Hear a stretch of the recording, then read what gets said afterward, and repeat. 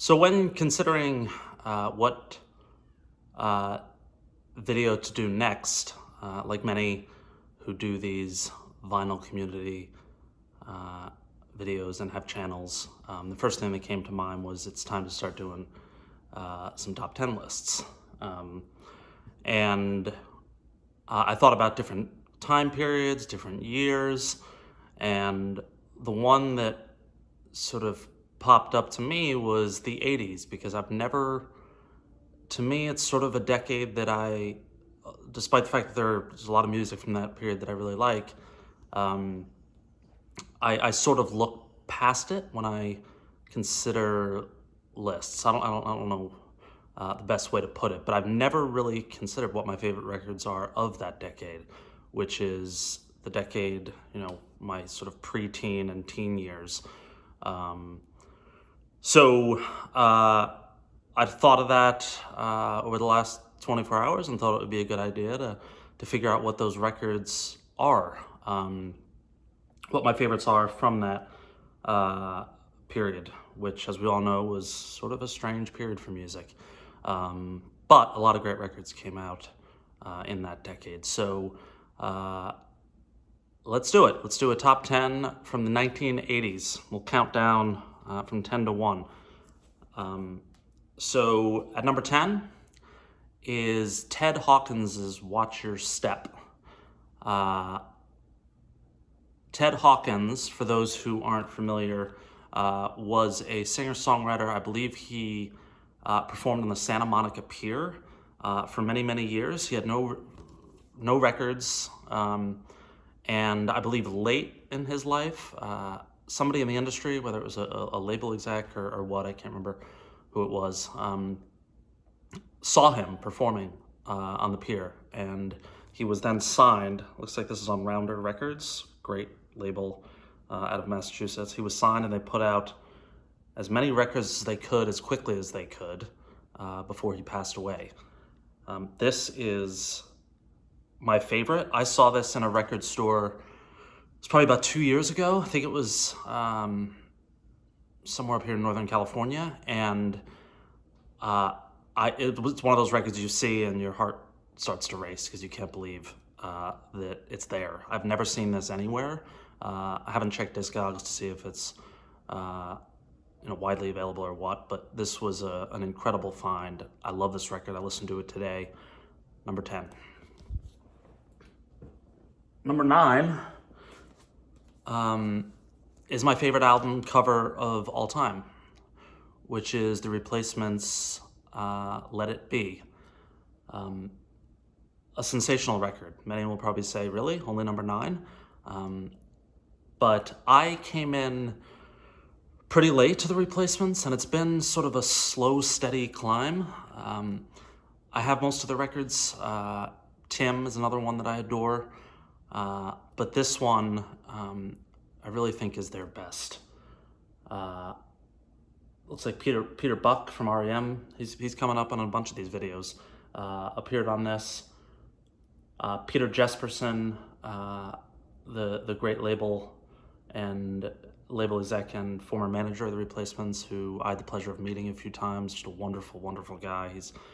When I think of music, and sort of the music that's been pivotal to me and sort of the spirit, Peter Jesperson is one of the first people I think of, if not the first. I have a picture of him and I have a picture of the two of us actually on my desk because it's inspirational. So Let It Be, The Replacements, number 9 record of the 80s. Number 8, I came to via Uncle Tupelo, and this is a record that I play pretty regularly, and I have for about 10 years. This is the Minutemen record, Double Nickels on the Dime. Great shot on the back of D. Boone, who obviously passed away at a very young age. Mike Watt on the front. I saw Mike Watt perform at Bottom of the Hill in San Francisco. Must have been about 10 years ago. He wore a yellow jumpsuit. He was incredible. I need to see Mike Watt again. Many people will know this, the one-track Corona, as it was the theme song to, what was that show with Johnny Knoxville, Jackass. I think it was the theme song to that. I believe it was the Minutemen's version. But this, largely considered one of the greatest punk records ever. History Lesson Part 2 is a song that I put on most mixes that I make.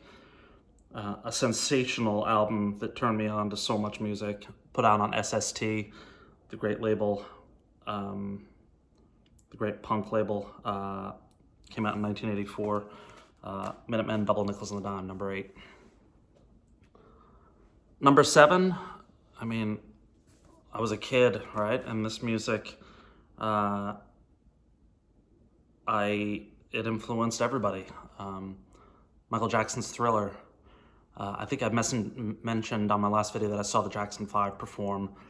It was not long after Thriller came out in 82, so I think it was 85 or 86. It wasn't a great show, but I got to see the Jackson 5, which was pretty cool. But I looked at this track listing this morning, and just incredible. I don't think you can read that, probably. But most people know what songs are on here. Wanna Be Starting Something, The Girl Is Mine, Thriller, Beat It, Billie Jean, PYT. That was always my favorite. Produced by Quincy Jones. Just one of those records that will stand the test of time. One of the greatest pop records ever. Maybe my favorite, just straight up pop record, or it's up there.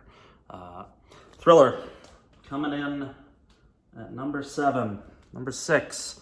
I was gonna do You Can't Have More Than One Record by the Same Artist, but that's impossible for me, considering the 80s. So in at number 6 is Bruce Springsteen's Tunnel of Love. This could easily be number 1. The next 6 are pretty interchangeable. This is his the record that followed Born in the USA. Came out in 1987. This was his divorce record. I think he said the first record that was about him. So he was 14 years into his career, and finally he was always telling other people's stories, and this was his story. This might be the Springsteen record outside of Western Stars in the past year that I listened to the most. So if I look back on the last 10 years, this is hands down. This and the Hammersmith Odeon live record. Just incredible songs. Tunnel of Love, Brilliant Disguise, One Step Up, When You're Alone, Walk Like a Man, Tougher Than the Rest. Man, just an incredible record, and the classic look he's got going on here. So that is, where are we at? That was 10, 9, 8, 7, 6. Number 5, I believe this is another breakup record. Richard and Linda Thompson's Shoot Out the Lights. I discovered this late as well. Came out in 1982 on Hannibal Records. And when I did discover it, it's the kind of record I couldn't stop listening to. I think it was a reissue that came out on CD maybe 15, 20 years ago.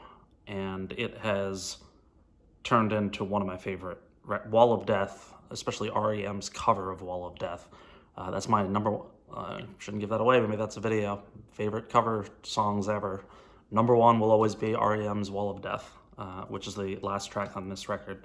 Don't Renege on Our Love, Walking on a Wire. Richard and Linda Thompson, if I have this correct, were recording this record while going through a divorce, and they still made this record. Incredible album cover. Just a beautiful, beautiful record. Number 5. Number 4,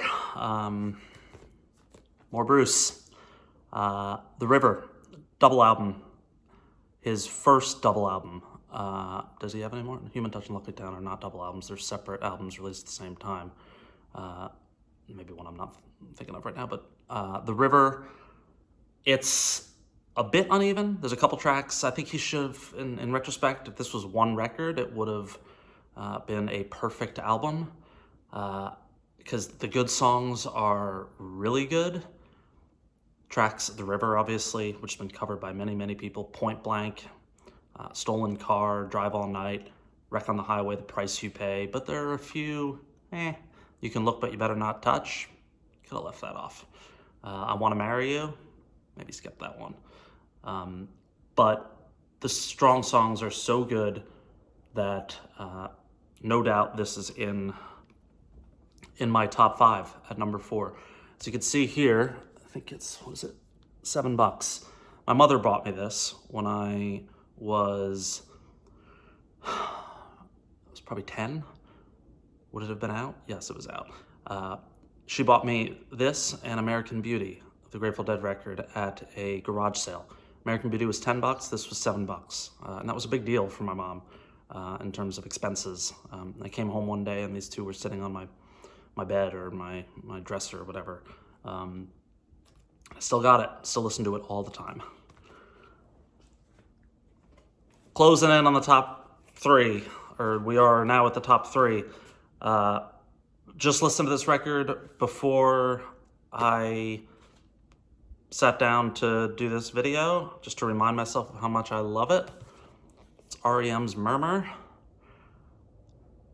This is my favorite REM album, and all of their records during this period, all the way up through Automatic for the People, are fantastic. But this one, Laughing, maybe one of my favorite few REM tracks, Pilgrimage, We Walk, Shaking Through, these are just such good indie pop songs. Produced by Mitch Easter and Don Dixon. I know Mitch Easter. He's played with the Big Star Third sort of touring band that's been going on for the last 10 or so years. I believe Mitch Easter's in that band. But this is my favorite REM record, Murmur. Still listen to it regularly. But again, all their records from that period are so good. Number 2, I've mentioned it on previous video, a transformational album for me. The first CD I ever owned, and an album that I still listen to all the time. Public Enemy's It Takes a Nation of Millions to Hold Us Back. I don't think I need to say much more. I covered this in a previous video, and any big music fan or record collector is going to know this one. One of the greatest records ever made. This was a period of rap and hip hop. This came out, so I was 15 when this came out, and for maybe 2 years or so, I think it was through 7th grade and 8th grade when I was really into basketball. I was only mostly listening to hip hop. Public Enemy, Eric B. and Rakim, Big Daddy Kane was my personal favorite, him and Dougie Fresh, but this is the record that turned me on to everything, and to me, this is the greatest period of rap and hip hop ever. Still follow Chuck D on social media. He spoke at my college when I was there, which was an incredible experience. Just a remarkable record. And number 1, maybe it's not a surprise. It's a surprise to me because when this came out, this was a record that fans of the artist hardcore fans of the artist not scoffed at, but there was a little bit of, this isn't who he or she really is. This is just a blip, a pop blip. But over time, it's really turned into one of my favorite albums and holds a lot of personal memories of my childhood and where I was raised. And it's probably not a surprise now, folks who know me who are watching this. Bruce Springsteen's Born in the USA. Well, I sounded very, a lot of suspense in that delivery. I said that Tunnel of Love is the record over the last 10 years I've probably listened to the most. It's probably tied with it. It's right around. I listen to this record all the time, more so than I probably ever did, because when I was growing up and I was trying to turn all my friends and college friends onto Springsteen, I wouldn't talk about Born in the USA.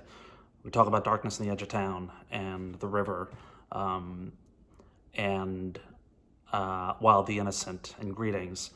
This was, it was it was a different period. Bruce was, along with Michael Jackson, were the biggest artists in the world. And, we were the hardcore fans. I didn't even know that Annie Leibovitz took this shot. It says photography, Annie Leibovitz. This iconic shot of Bruce on the front and back. But when you listen to these songs, Darlington County, Downbound Train, I'm Going Down, Bobby Jean, No Surrender, My Hometown usually brings me to tears for personal reasons. I'm on Fire, Johnny Cash covered that. It's one of Bruce's best records. It's a 5-star album. It's perfect. There's nothing wrong with it. Born in the USA, obviously one of the more misunderstood songs ever. A lot of people treated it as an anthem, as a rah-rah anthem for the United States, which we all now know that it's not. There's the famous Springsteen and Ronald Reagan run-in when Reagan used the song at one of his rallies, and Springsteen wrote, I think, to the Asbury Park Press the following day saying that, I think he was a candidate at the time, I think it was when he was running for re-election. He said he clearly does not know the meaning of this song, and nor did many. It's a dark song, but sort of has the pop powerhouse of the E Street Band behind it. But that's it. My top 10 of the 1980s. Number 1, Bruce Springsteen, Born in the USA. Go listen to it now, or go listen to that Richard and Linda Thompson record, or the Ted Hawkins record, Watch Your Step, and then listen to the Final Tour, I think is his live album. A couple records that were close, the Feelies, Crazy Rhythms record, just missed. A friend of mine mentioned, when I told him I was doing this, if I was including Surfer Rosa by the Pixies, that was right there. Nebraska by Springsteen, his only other record from the 80s. It's amazing to leave that off, because that is a perfect album as well. And there are a couple more that, all the REM records, Fables and Reckoning, they're all, could easily have been in this top 10. And of course, Tim by the Replacements, just missed. And I'm sure, again, that there are others. Oh, the Lucinda Williams, I believe her self-titled record, just missed the cut. But that's it. Hope you've enjoyed it, and go listen to some 80s music. Thanks.